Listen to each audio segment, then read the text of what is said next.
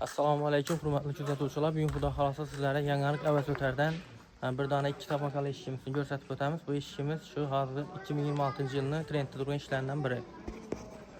Bu eshikimizni sifatli varianti ertang bugun zanglamaydi, chuvrimaydi. Ham zamoklarni oxirgi modelidan ko'p berdik. Отпечатка Face ID kodda ochiladi. Mana ko'rishingiz mumkin. Eng sifatli отпечаткali Face ID smart zamoklardan ko'p berdik. Eshikimizning qalini 10 cm olib chiqdi. Bu duh konteyner bo'lib o'tildi. Eshikimizning orqa oldinda duaynoy rezinkalari bor. Mana ko'rishingiz mumkin. Mashina rezinkasidan qalin, yaxshi rezinkalardan o'rnatib berdik. Eshikimiz shum izolyatsiya bo'lgan. Profillarni ichinacha utplitr steklovada diqib qo'yamiz. Ko'raman desangiz, yana sizlarga bir qator ko'rsatib o'tamiz. Eshikimiz yana ichkari taraflaridan steklovada diqilgan.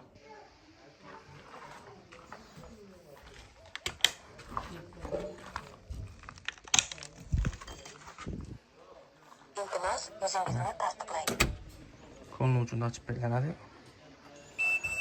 Bu svetini xalan svetingizdan buyurishingiz mumkin.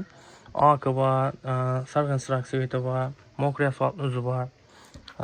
Nijvokalarning rangini zakaz bilan aytaverasizlar. Obnashiklari 25 cm, 3 dan petlilar qo'yilgan. Eshikimizning qalini 10 cm. Do'stlar, bu eshiklarimizning detallari har bir lisi asimkoyni lisdan bo'ladi.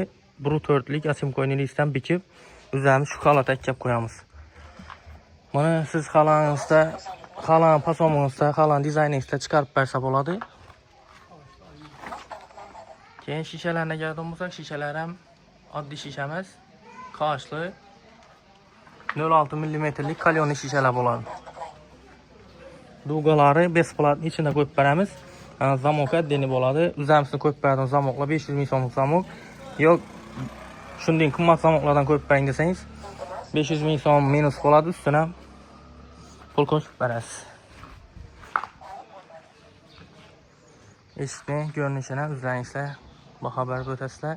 Xudo xolasa shunday nagetslar, temir eshiklar, akva eshiklar, MDF eshiklar, ishlangan eshiklar kerak bo'lgan bo'lsa, pastda telefon raqamlarini qo'yamiz, bog'lanaverasizlar. Iltimos, o'zingizni tasdiqlang. Eshikimiz ichkari tarafini ko'rsatib o'tamiz.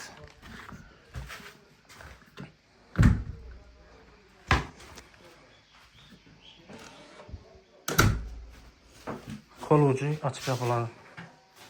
Ko'rishingiz mumkin. 4 tarafidan ham penalarni sapib chiroylatib o'rnatib berdik. Zashorkalari, addini zashorkalari ham bor.